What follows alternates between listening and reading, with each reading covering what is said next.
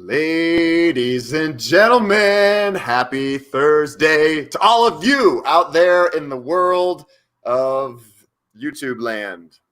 Welcome to my bedroom. You've seen this before. You know the deal. I'm excited for you all to be here. It looks like we already have some people lined up, some early people coming in here. We've got Dennis. We got Brandon. What's up, Brandon? We got Dennis. How you doing, buddy? Who else we got? We got Bike to the Top. Looks like Ryan didn't wear gloves over his thumb. How do you know? How can you see this? Brandon Vlogs. So we're going to wait a few minutes, let this room fill up with some folks. So we have lots of people to chat with when Luke comes on. You all remember Luke.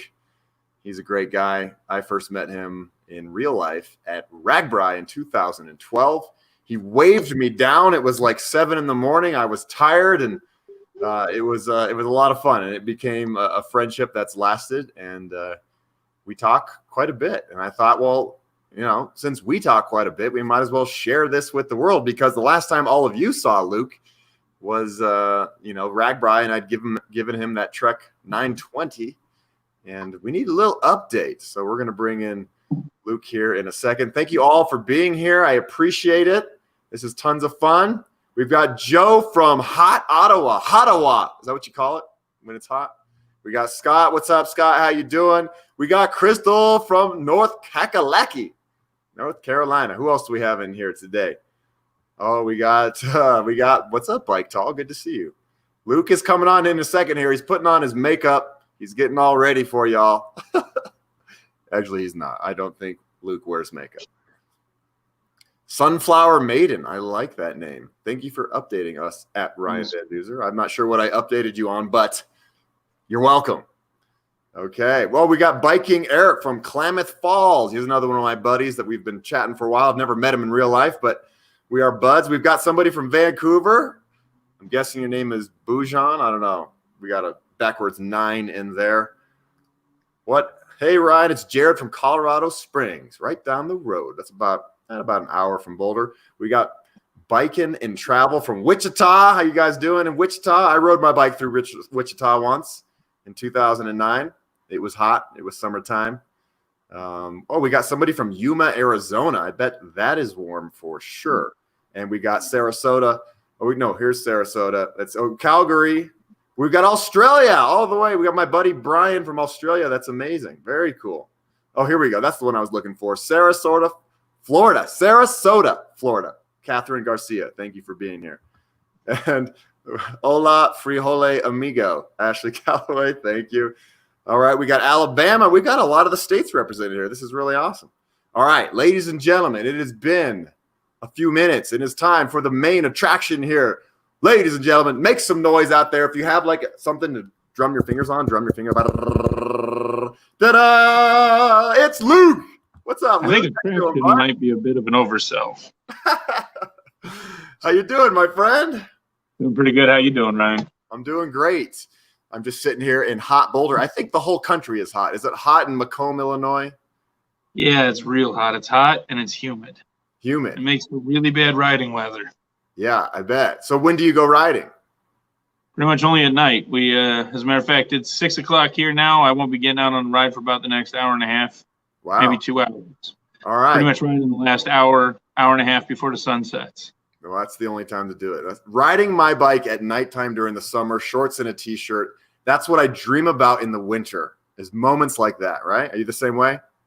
Riding it to go and do something really cool summer, like having a beer at a beer garden or going out for an ice cream cone. That's definitely, as far as I'm concerned, that's probably the coolest thing you can do during the summer. Yeah. But there isn't nothing like that you can go do right now. That's true. We've got all those fun things have kind of been taken away from us.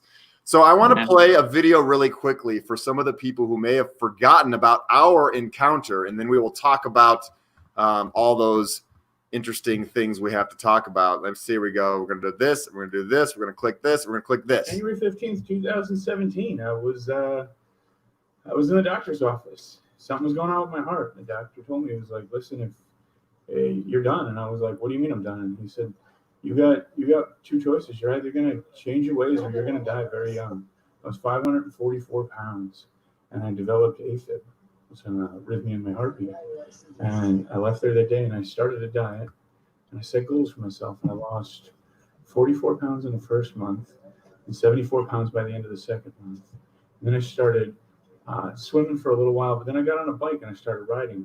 And that's where I found you on YouTube, because I was just constantly YouTubing different stuff, trying to learn about it, and just your positive nature and how positive you were about everything. And I realized, like, I developed kind of a funk where I was a real pessimist and I was constantly really negative. And I thought, I need to be like that guy. I need to constantly just be smiling and happy and learn how to be that kind of excited. And I think a big part of it has to do with the fact that you ride a bike everywhere and you're more in touch with. That's right. Riding a bike everywhere. Ladies and gentlemen, it is Luke. Cycling has essentially changed your life. Tell us about your journey into cycling and where you are at now. So when it first all started out, I actually, my wife was working third shift at one of the local hotels, and I would ride at like 2 o'clock in the morning to take her lunch. And I specifically chose that time because I was so afraid that somebody would drive by and mess with me because of how big and fat and heavy I was. And I was really afraid somebody would drive by and say something real offensive to me. So I would ride at like 2 in the morning, because if I was going to, like, you know, look awful doing it, I didn't want to do it in a way somebody would see me. And it took a long time for me to get past that. And as I started to get past that, I started watching a lot of the YouTube videos. And like I said, you know, I found you. And this lifestyle where you don't have a car seems so weird to me because, you know, I grew up in the Midwest in America. People make jokes about the Midwest, like, why would I fly? It's only 15 hours to drive. Like, we drive everywhere here. I literally live in a town that's like 2 miles long, and people will drive everywhere in town. Like, people don't even know that you can, like, walk or ride. That's what a sidewalk's for. It's like, no way, really? Mm-hmm. And so I started riding all over the place, going to work, going everywhere. And honestly, like, I had a friend the other day that made a joke that COVID is for adults a second coming of college, because we're all going to get another freshman 15 we're going to have to fight off. And I'm not going to lie, I got a COVID 30 because it was like, I'm a bus driver. They shut the bus system down to a basic level, and I didn't drive. So I wasn't driving to work. We weren't driving to go get groceries. We weren't driving to go out and get an ice cream cone or a beer late at night. We weren't riding. We weren't riding to go and do all these things. And I rode everywhere I went. That was a big part of how I kept myself healthy and fit. And then it was, you know, I seen one of these memes on Facebook. It said, your grandparents went off to a foreign country to fight off a major world power. All you have to do is sit on a couch. We're not going to screw this one up. But that is the problem, especially for people like me. If you're battling obesity and you find healthy ways to battle obesity, being asked to sit on a couch is almost a death sentence to the momentum. Yeah. And now I'm having to try and restart that and get that going. And, you know, and it's right as basically Illinois only has 2 seasons. We've got freezing cold or burning hot. And now it's like I'm trying to get out and enjoy being out on my bike, and it's just a sweat fest. Yeah. But you got to do what you got to do. You got to get out there and you got to get into it. And you got to start finding excuses to ride the bike, and you got to start finding reasons to go outside, because, I mean, we're still not back to work yet. And, you know, it's still not one of these deals where I can ride my bike to go to the grocery store. We go to the grocery store like now maybe twice a month, as opposed to going like every couple of days. We don't go into public places a whole lot. Yeah. So there's just not a lot of going anywhere. And it's hard.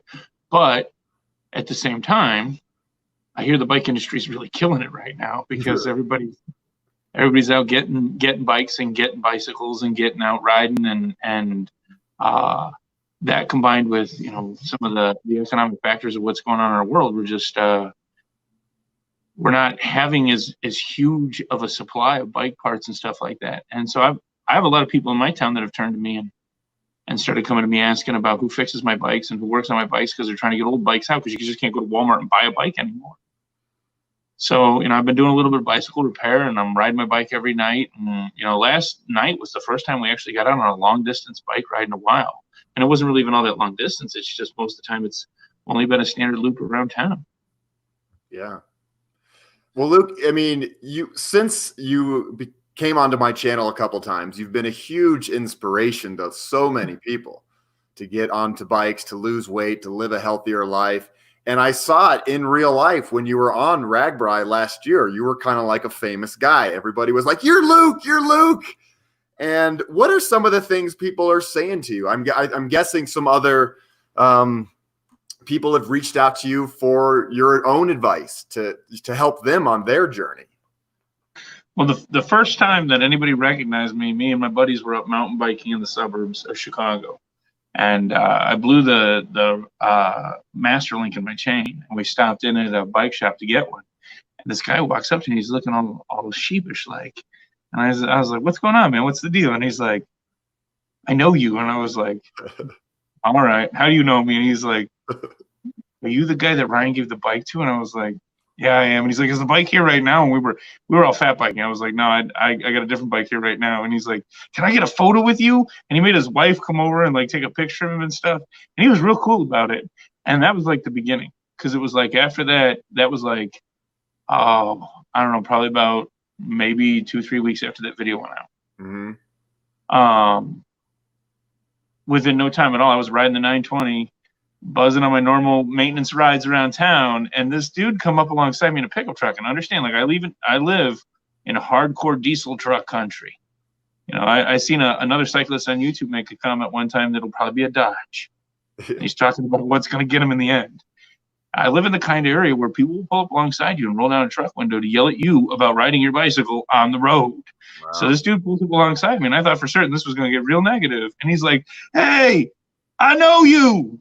I saw you get that bike, and I'm proud of you. I tell people all about how you're the guy in my town, and you ride that bike." And I was like, "Thanks, man, thanks." And I'm all covered in sweat, trying to like have a conversation with him while he's rolling along. And I'm like, you know, we were moving along a pretty good clip. Well, at least on a bicycle, I was probably doing about 20 miles an hour. But this guy's alongside me, like, you know, he's just driving a truck, and he's trying to have this advanced conversation, and I'm just trying to keep up. But it took off like a springboard effect. It was just every time I turned around, somebody was, "Hey, are you the guy Ryan gave the bike to?" And I was like, yeah, that's me. It was a little overwhelming at first, and then, you know, and that maybe once a week, once every 2 weeks, because understand, I still live in a pretty small town where not a lot of people were real big into cycling before COVID.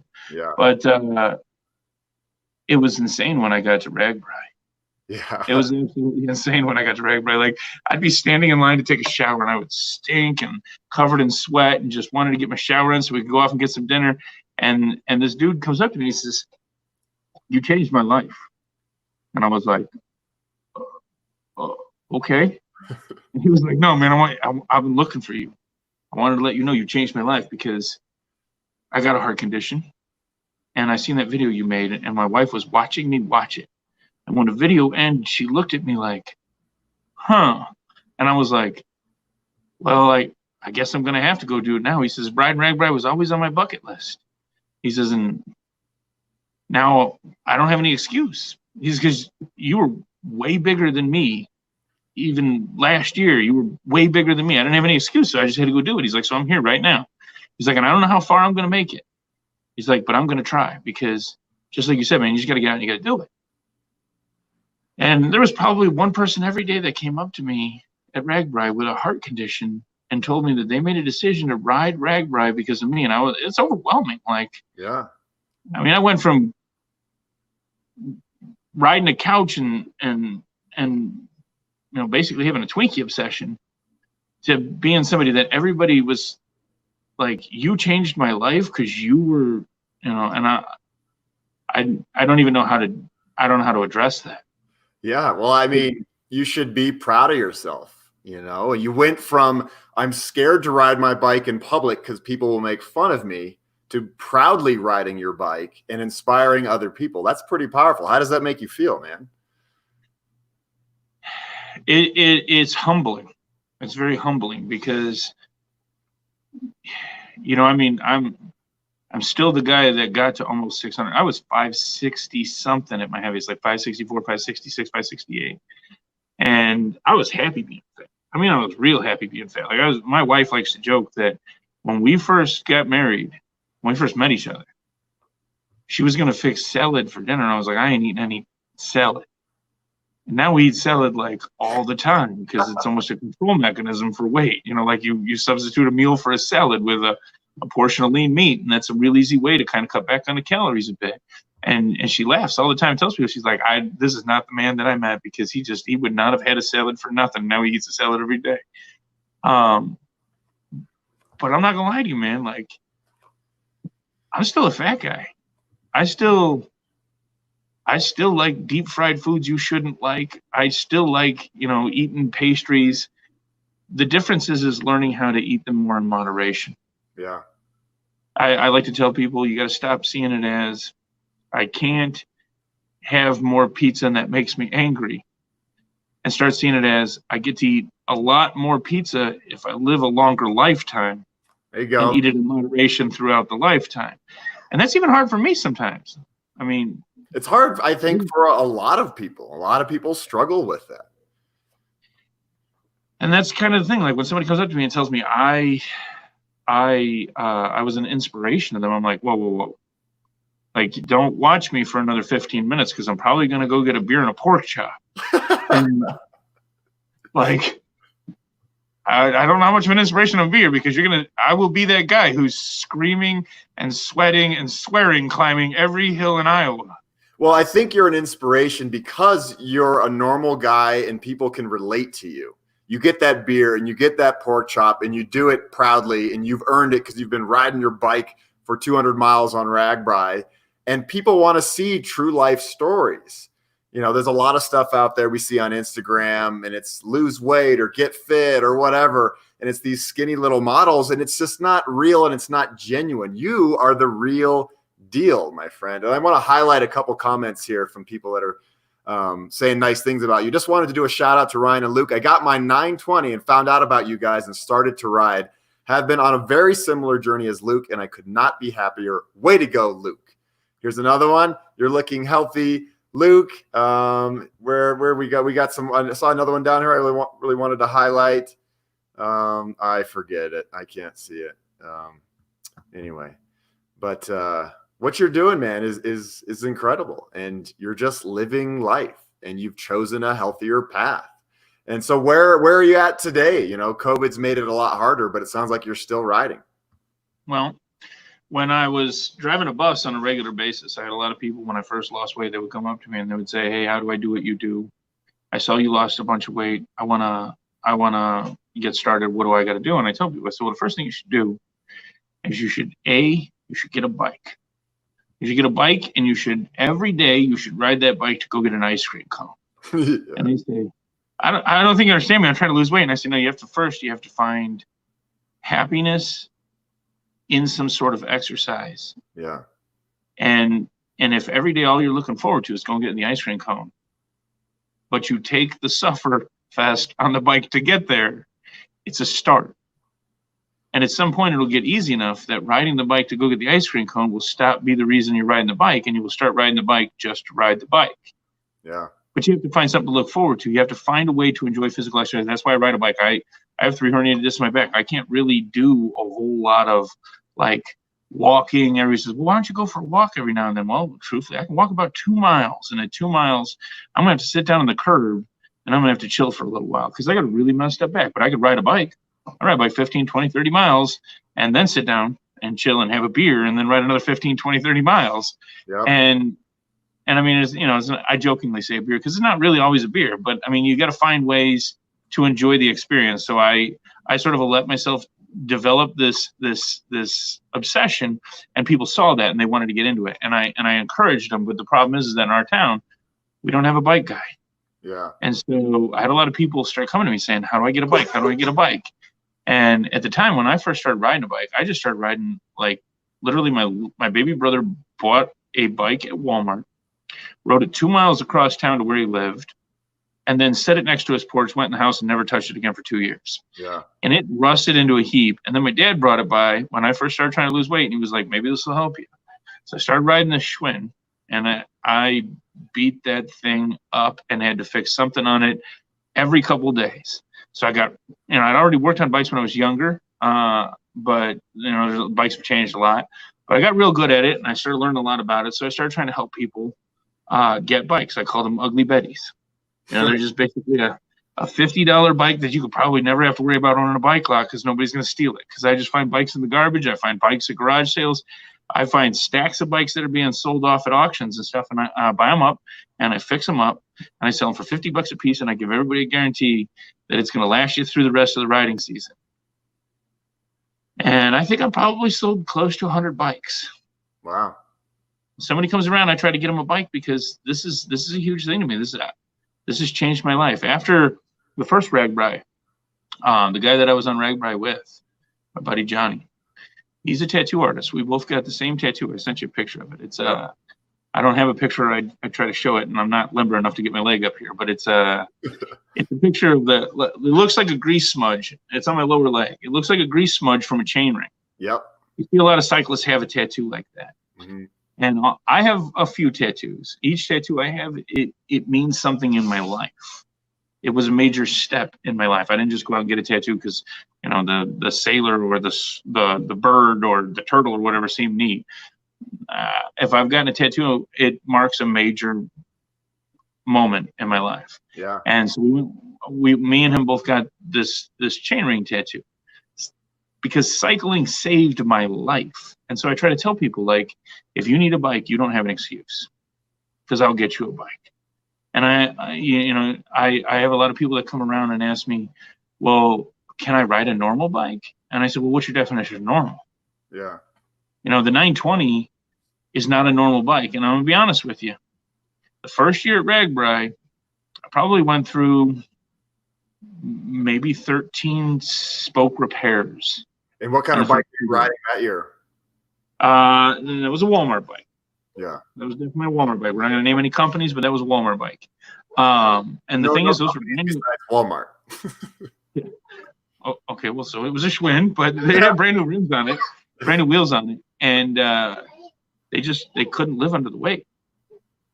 And the thing about a bike like the 920 is that it's a heavy duty touring bike, but it's built to be a lot lighter than a lot of the other heavy duty touring bikes. Yeah. The rims are very sturdy. The entirety of this last RAGBRAI, I popped one spoke on the last day. Yeah. That was it. And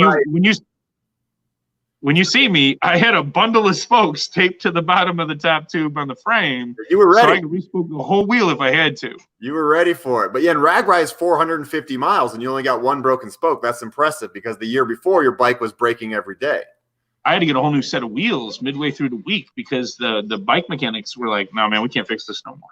Yeah. You're at that point. And I mean, I got real lucky, because there was a guy named Dennis, and he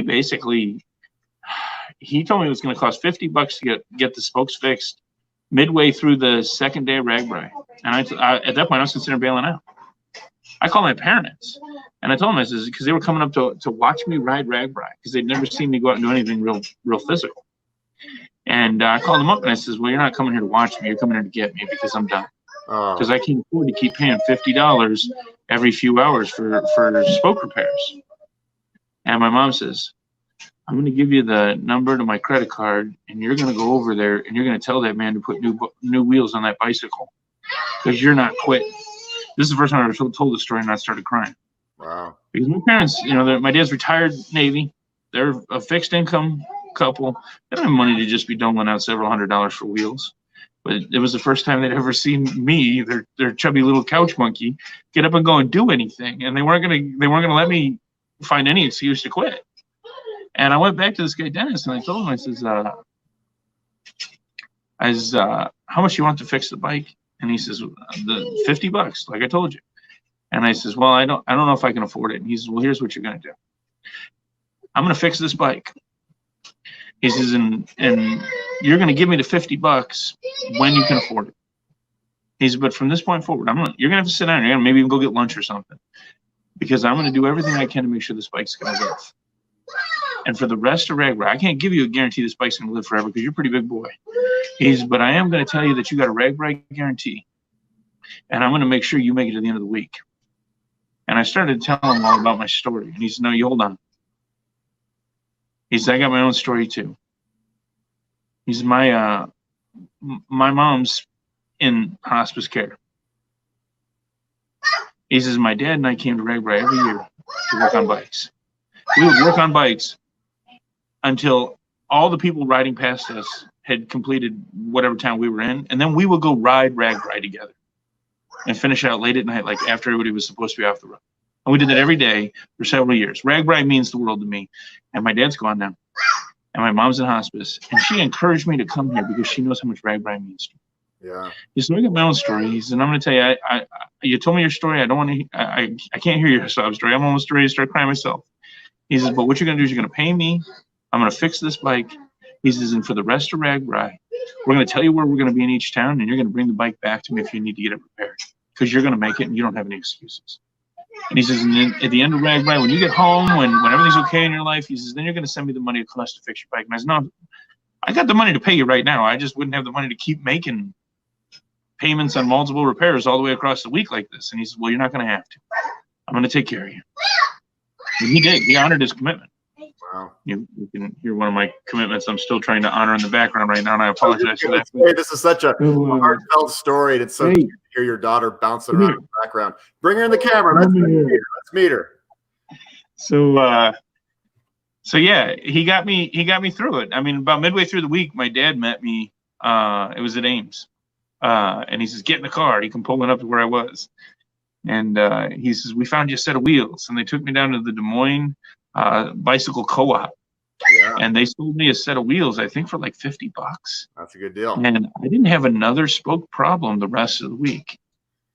I think the wheels I was on just weren't all that great. But back to the matter at hand, we were talking, beforehand about what it takes for a bigger person to ride a bike. Yeah. I get emails from a lot of people because they watch these videos and they're asking me for advice. They're like, what's the best bike for a big guy? And I don't know all the answers to these questions, but you obviously get these questions as well. So there might be some big dudes watching here tonight, big ladies. What advice do you have as far as getting a bike that will last and that will work? All right. So the best advice I have, number one, is the bike in your garage is the one to start with. Yeah. Take it easy. Start out small. Like I said, ride to get an ice cream cone. Ride to go get a beer. Ride somewhere in your neighborhood or at the end of your block, but you got to start somewhere. And you don't go spend $2,400 on a top end bicycle first. That's ridiculous. You got to start somewhere and start with what you got. If you don't have a bike in your garage, get on Facebook, get on Craigslist, look around, you'll find a bike. Find the best bike that you can get for the kind of money that you would spare for something that would be a recreation or a hobby. But take it seriously. Get out and ride. You don't have to ride 20 miles. You don't have to ride 10 miles. You don't have to ride 5. I rode 2 miles. And at the end of those first 2 miles, I'm not going to kid you, I was sitting there. I brought my wife lunch in the middle of the night because she was working third shift. And I fell asleep watching her eat lunch because I was that wore out from going 2 miles. Yeah. But you got to start somewhere. And so you ride those 2 miles, and 2 miles become 4. And 4 miles become 10. And at 10 miles, you could do a one-day 20-mile trip. It'll be brutal by the end of those 20 miles, especially if you're real big, but you can do it. Yeah. And once you've accomplished like a one-day 20-mile trip, especially if you find something that's 10 miles away, doesn't matter if it's across your suburbs, doesn't matter if it's out through the country to another small country town. One of my most favorite rides around here is we ride 11 miles back before COVID. We'd ride like 11 miles to what they call the Tennessee Tap. It's just a little pub out in the country. And we go and we get pizza and beer. And along the way, we pick up some guys that live about 5 miles away. So it's not, it's like a 10-mile round trip for them, and it's like a 20-mile round trip for us.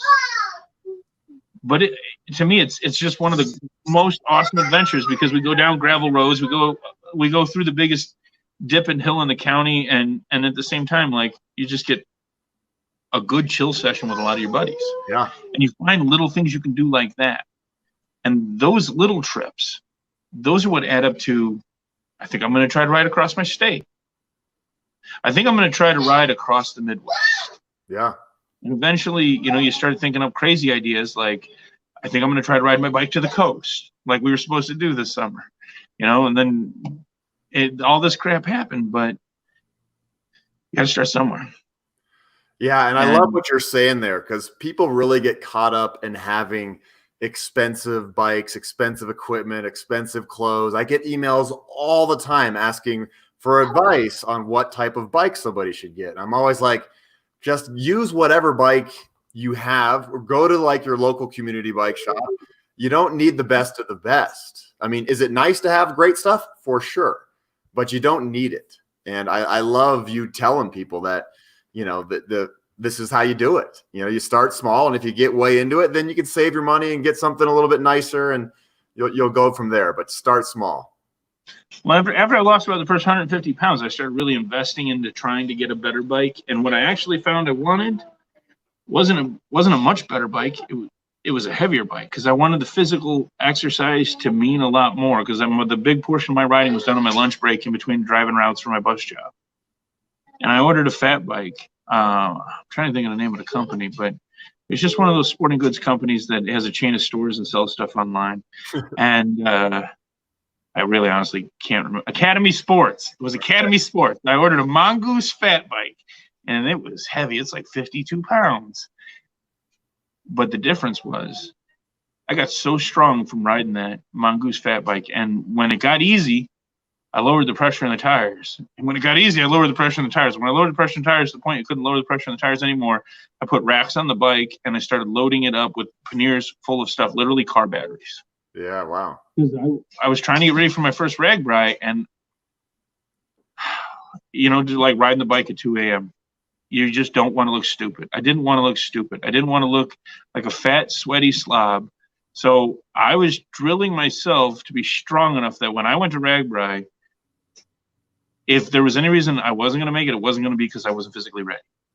And so I would ride 20 miles, a 20-mile trip every day, beside riding around town and everywhere, about an average of 30 miles a day to train for RAGBRAI.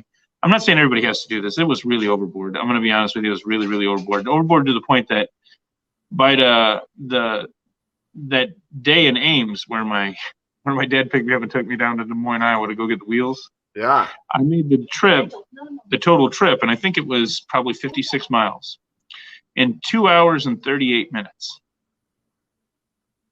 And that included stopping for about 15 minutes for lunch. Yeah. I mean, as I was riding, there were people behind me like, "Hey guys, have you looked at your back wheel?" Because it was just waving. Yeah. And it was seriously, spokes were just, you could hear them. People would hear them and back away from me. And I was riding so hard, so strong, so fast, because I trained for that. And I thought there was a pretty good chance that was the last day I'd be able to ride RAGBRAI. So I was going to go out with a bang. And I was going to go out with everything I had physically and everything I could as fast as I could. Oh, here she is. I'm going to try to catch her. Yeah, get her. Grab her. Let's see her. Oh, look at her. How cute. Look at that smile. Hi. Hi, buddy. How you doing? What's your name? Well, we don't know our name yet. We only know things we like juice and cookie. Oh, I like juice. Say hi. We can say bye. Look at that smile. Hey there.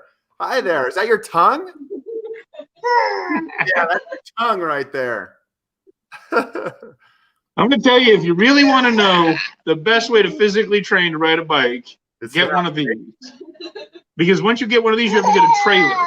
Now you're pulling a trailer and 30 pounds a child and all the little accessories like a diaper bag full of everything it takes to keep them happy. And it's a butt kicker. Yeah. So do you ride your bike with her in the trailer a lot? Oh, yeah. I got a bike for her. I got a bike for the wife. I got a trailer for her. She actually owns 3 bikes. You get 3 different versions of bikes because one of our family friends bought a really cute plastic bike, like a little bike she could ride around the house in. Sorry, look, I promise I'm listening to you, but I'm having fun with your daughter. Okay, man. Trust me, she steals the show all the time.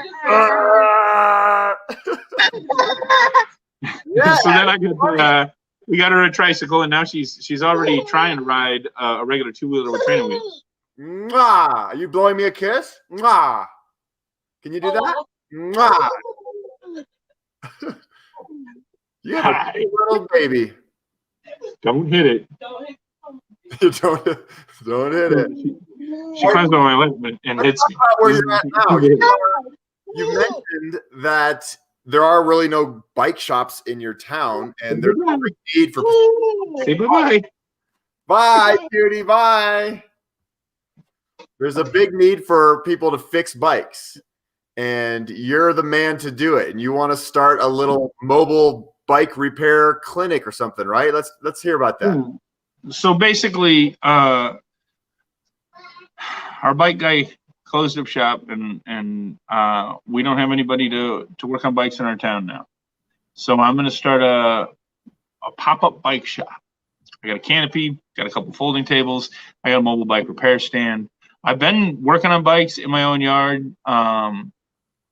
Whenever I find somebody who's looking for a bike, like I said, the Ugly Betties. Whenever I find whenever a family friend or something looks me up, people look me up a lot because they know I ride a bike, about getting their bike fixed, especially with all this stuff going on with COVID and everything. People have been looking to get bikes, and there's not a lot available. So, I've decided that basically I'm going to start out at the local farmers market. I'm going to try to find a few other places around town. I'm going to get business cards printed up, and I just want people to be able to get a hold of me. I want to be able to continue making it accessible for people to get on bikes. I want to cut the excuses out. Yeah. You don't have a reason you cannot ride. Take it out of your garage, bring it to me. We will fix it. It won't cost that much, and I will get you on the road. And if you break it, bring it back to me, and I'll fix it again. Sounds just like that guy at RAGBRAI.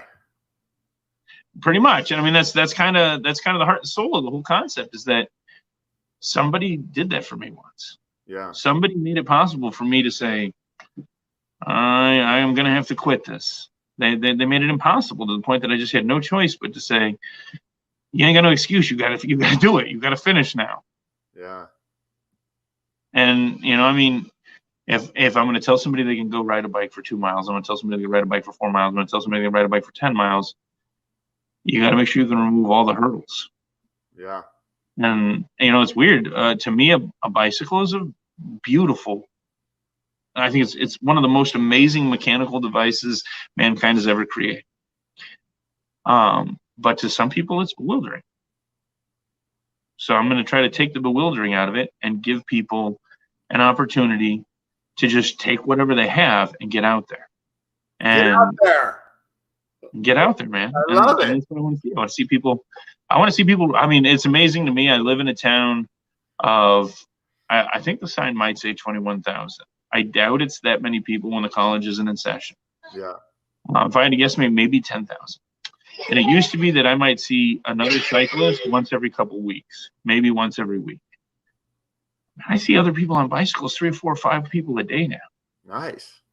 If COVID has done anything for us, it's given us the ability to grow as a society in our pursuit of getting more physically active and getting outside, because now you can't go to the gym. Yeah. You got to get out. You're going to have to get a bike. You're going to have to go for a walk. You're going to have to do stuff together.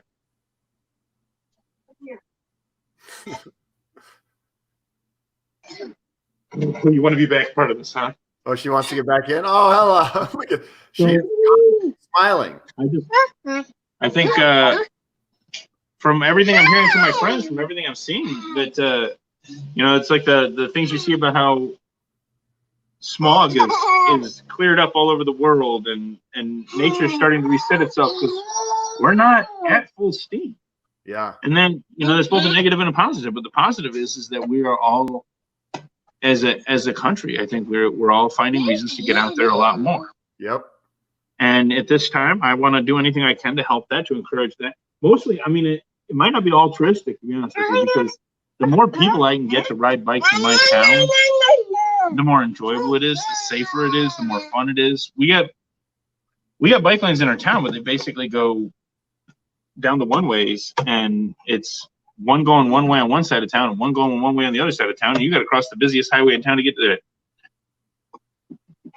Yep. Well, I think one of the main reasons that cities are building more bike infrastructures to get more people on bikes, and the more people on bikes, it really does make the roads safer, because cars are then used to having bikes on the road. Where if you live in a town where there's never a bike on the road, the cars don't know quite what to do. They don't know how to, go way around you.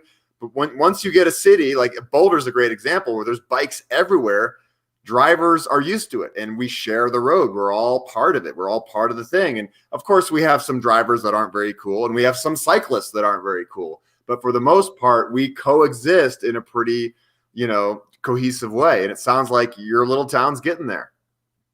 Well, that's kind of what I was saying, man. It's not common in our town for people to be on bikes. Yeah. Until the past few weeks, months here. And in this time frame, I've noticed that it does actually seem like I'm getting a lot more space on the road. I'm getting a lot less cars coming within a few inches of me. I'm getting a lot less of the like I was talking about the guy with the truck when I was riding the 920. One of the first times I got recognized, I get people pull up alongside me and yell at me and tell me to get off the road. Wow, yeah. And that happens a lot less now. I haven't had that happen actually at all in the last couple of months. Now that I think about it, that's what we want on an international level. And I just want to encourage that to keep up. And I mean, as much as I want to see everybody get out there, and I want to see everybody, try to be healthier, and I want to try to help anybody I can to ride a bike, just because to me it is a lifesaver, but it's also the only physically active thing I've ever enjoyed. It's so fun. Like you think back to your best childhood memories. It's a lot of fun. It's when you're riding a bike and the wind is in your hair and you're ringing your bell and you're just psyched. Like you don't get on your bike and get grumpier. You go from grumpy to happy after you ride for a while. No matter, I guarantee it. It's very rare where you get on your bicycle and you come home in a worse mood. It just makes you happy. There's no such thing as bike rage. There's road rage, but there's no bike rage. There's no bike. Cyclist, you give them a high five, just ring your bell. I like riding my fat bike through the snow in the winter when I'm coming home at work, and there'll be people in cars stuck on the side of the road, and I'll pull up on my fat bike, and I'll lean it up against a building, or I'll just set it down in the snow, and I'll go over and I'll push the car out. And I can't tell you how many times I've had people, as I come walking up to them, say, "Did you just pull up here on a bicycle?" And I'm like, "Yeah, you want out of the snow or not?" Yep, for sure, man. I saw a funny comment here from my buddy Amir talking about your daughter. With her hair like that, she reminds me of Dr. Seuss's Cindy Lou Who.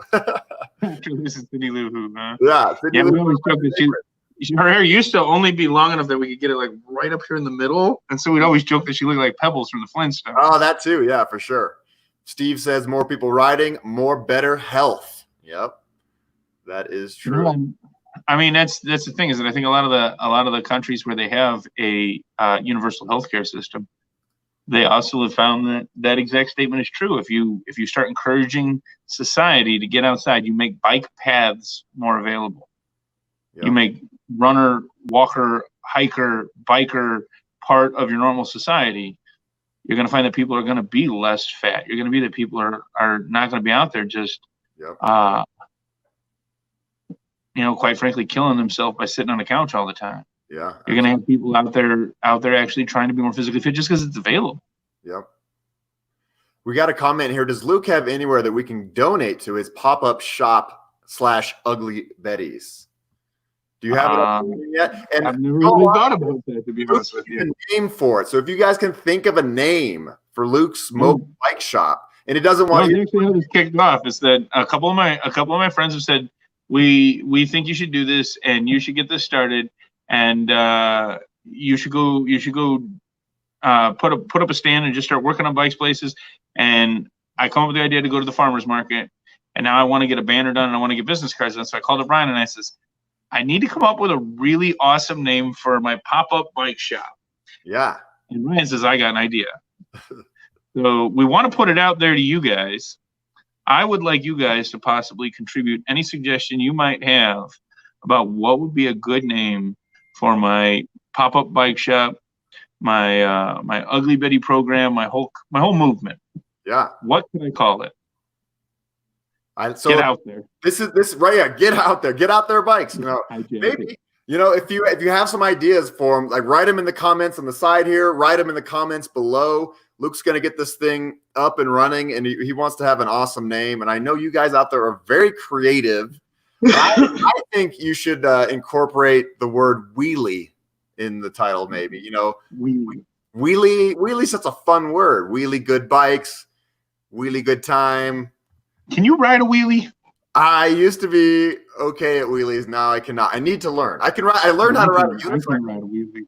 I feel like it's almost like I don't know, like shameful, but I can't ride a wheelie.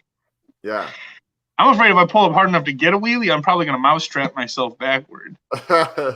Maybe. Okay. Maybe we won't use the word wheelie. Brandon, here's a name. Luke's Fixes. There you go. That's nice and simple. Thank you, Brandon. He's my buddy from Alabama. Do we have any other wrench on the go? Or no, let's see. Where to go? Wheelie unicycle. I like wrench on the go. Wrench on the go. I kind of like this one. Ugly Betty's bikes. Ugly Betty's bikes. See, that's not a bad one. I never even actually thought about just using the Ugly Betty. There's That was actually one of my coworkers that had first coined the phrase Ugly Betty, because I was telling them, they said, why don't you get a nicer bike when I first started riding? And I said, you know why? Because I could just leave that thing sitting next to the door and nobody's stealing it. Yeah. But I ride home on my way home, and my wife calls me before I leave work and says, hey, could you stop and get a dozen eggs and a gallon of milk? I could just pull over at the grocery store and just leave it at the bike rack and go inside. Nobody's stealing that thing. It looked all ugly and rusted. And Magic Luke's. Magic Luke's. I kind of like that one. What about Luke's Cycle Works? That one's pretty solid. Oh, I like this. Look at that. Papa Wheelie. Papa Wheelie. There it is. There's the winner. That's pretty cool. I had to think pretty hard about Papa Wheelie. You can be Papa Wheelie. Your new nickname is Papa Wheelie. All right, well, when I was in college, thinking about this and put them in the comments below. When I was in college, I was, obviously a really, really big guy, and I was in a fraternity. When I walked into the fraternity house, they'd start playing Notorious B.I.G.'s "Hypnotize Me." Oh yeah, and he says I like the way they call me Big Papa, so Papa Wheelie. How about the Bike Father? I like that. Like the Godfather. You guys are good. I knew that you would have some ideas. How we got Second Chance Bikes? That's another good one. That might be a winner. I like that one. That's Eric, my buddy in Klamath, Oregon. If I decide to go with one of these here, I think I might have to figure out whoever comes up with the winner and get a hold of them, and maybe they might have to get a bag or something. That sounds like a cool idea. Make stickers or something. Hey, we've been on for 45 minutes. I don't want to keep you too long because I know you got a bike ride to get ready for tonight. You're going to go out and enjoy that. You have fireflies right now? Oh, yeah, we got fireflies, but they don't come out until about a half hour after I get back here and guzzle down a gallon of water and try to put up with the fact that I can't see out of my eyes. Okay. I love fireflies are my favorite, and I'm jealous that you have fireflies. You don't have fireflies at all in Colorado? No, we don't have fireflies. It's too dry. It's like a Midwestern thing. It's got to be a little bit more humid. I wonder if it's illegal to mail somebody fireflies. If you could mail me fireflies, I'd be a very happy person. My wife says they wouldn't make it, then it would just be a pretty awful gift. You mail me a bunch of dead bugs. Dead bugs. I like this one. Big Boy Bikes, BBB. Big Boy Bikes. Mm-hmm. That was kind of cool. Ride and Go Luke's. All right. Well, you can think about it. You can go through these comments later. But I just really wanted to thank you for taking the time to be with me today and be with all the viewers. You've inspired a lot of people on my channel and obviously in real life in your town. And you really should be proud of yourself. You kind of brush it off like it's nothing, but you really are.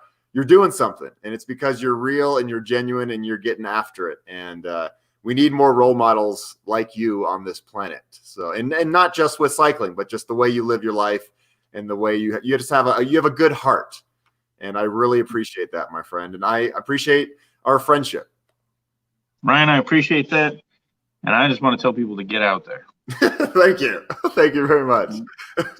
All right, thank you so much for tuning in. Another live chat. I'll be back another time with somebody else I don't know yet, but I appreciate you all so much. This channel is it's exciting and fun because of all of you. If I didn't have anybody to make videos for, there would be no Duzer TV. So thank you all so much for watching my videos. Have a wonderful night and happy Thursday. Happy Thursday. Happy Thursday. Happy. Hey! See you guys later. All right, man.